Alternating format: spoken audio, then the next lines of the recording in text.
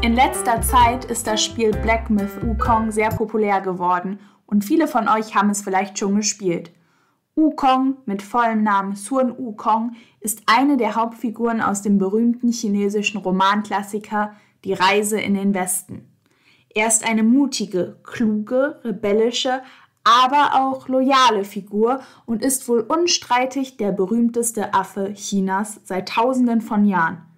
Hallo, willkommen bei Tingshuo Chinesisch. In diesem Video werde ich dir die Geschichte von Sun Wukong, von seiner Geburt bis zu dem Beginn seiner Reise in den Westen erzählen. Bleib bis zum Ende, um diese spannende Geschichte voller Fantasie und Abenteuer nicht zu verpassen. Vor langer, langer Zeit gab es einen wunderschönen Berg namens Huaguoshan. Wörtlich übersetzt bedeutet das so viel wie der Blumen- und Obstberg. Auf dem Berg gab es einen besonderen Felsen, der am Sonnen- und Mondlicht die Essenz von Himmel und Erde in sich aufnahm und speicherte. Eines Tages spielte eine Gruppe von Affen auf diesem Berg, als der Felsen plötzlich heftig zu beben begann. Mit einem lauten Knall zerbrach er. Splitter flogen, wodurch sich die Affen dermaßen erschreckten, dass sie in alle Richtungen flohen. Nach einer Weile, als die Gefahr scheinbar gebannt war und keine Gefahr mehr von dem Felsen ausging, siegte ihre Neugier und sie näherten sich vorsichtig dem Felsen und sahen, dass aus diesem ein Affe mit goldenem Fell entsprungen war. Dieser kleine Affe war keineswegs gewöhnlich. Er konnte von Geburt an sprechen und war sehr klug und geschickt. Die anderen Affen begannen ihn aufgrund seiner ungewöhnlichen Geburt den Steinaffen zu nennen. Eine schöne Zeit begann am Berg. Der Steinaffe spielte glücklich mit den anderen kleinen Affen, bis sie eines Tages einen großen Wasserfall entdeckten. Die Affen trauten sich nicht, in den Wasserfall zu gehen, aber der Steinaffe sprang ohne zu zögern hinein. Im Inneren des Wasserfalls entdeckte er eine Höhle, die sehr geräumig war und mit naturbelassenen Steinbetten, Steintischen sowie Steinstühlen ausgestattet war.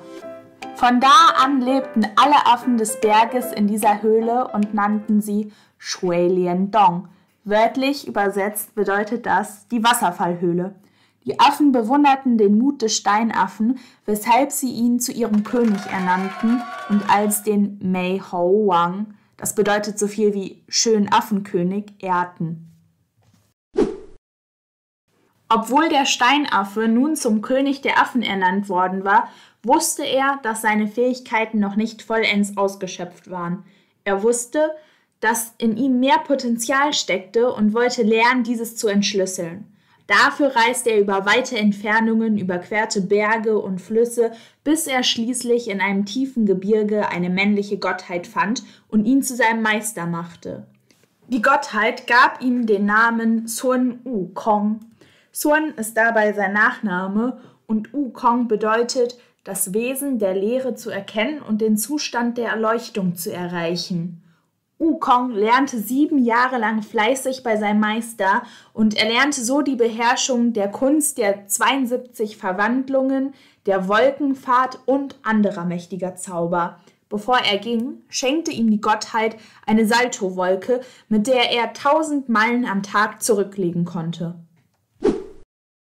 Als Wukong auf seiner Wolke in die Wasserfallhöhle zurückkehrte, sah er gerade noch rechtzeitig, wie ein Dämon in der Höhle Unheil stiftete.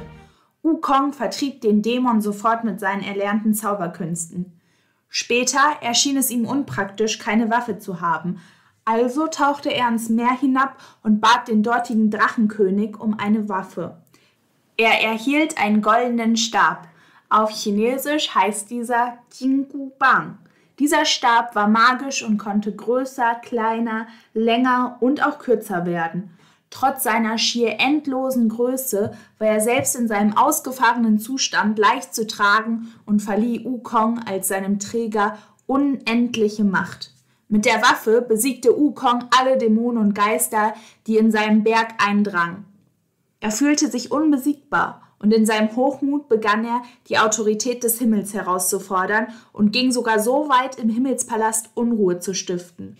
Der Hauptgott, der Jade-Kaiser, konnte ihn nicht bändigen und bot ihm im Kompromiss für Frieden an, im Himmelspalast ein Amt zu übernehmen und so seiner Wichtigkeit und seiner Macht Ausdruck zu verleihen. Als Himmelsbeamter wurde Wukong bald langweilig. Er schlich sich in den Pfirsichgarten der westlichen Königinmutter. Auf Chinesisch heißt diese Xi Wang Mu, wo er Pfirsiche, die nur alle 100 Jahre einmal reifen, allesamt verzehrte.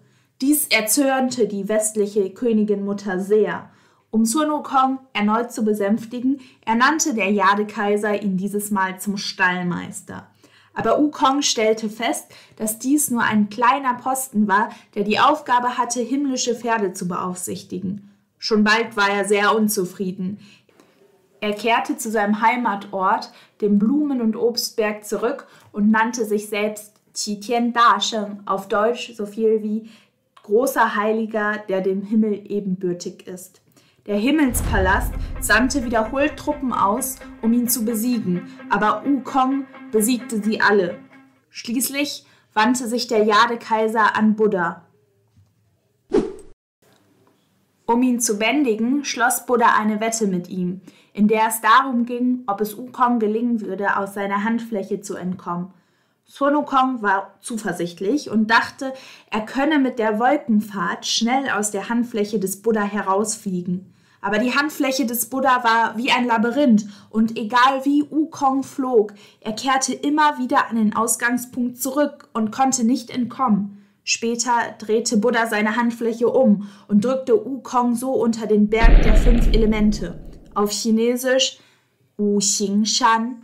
Um zu verhindern, dass Wukong entkam, klebte er ein Zaubersiegel auf die Spitze des Berges.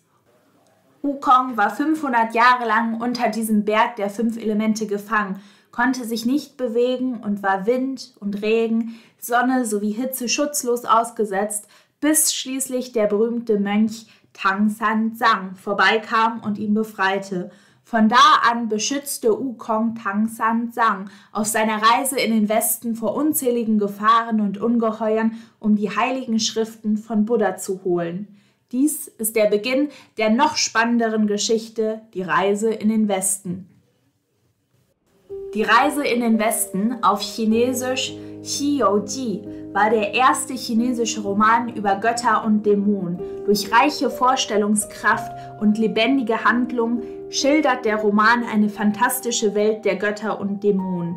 Der Roman integriert auch buddhistische, taoistische und konfuzianische Gedanken und übt Gesellschaftskritik durch seine fiktive Welt.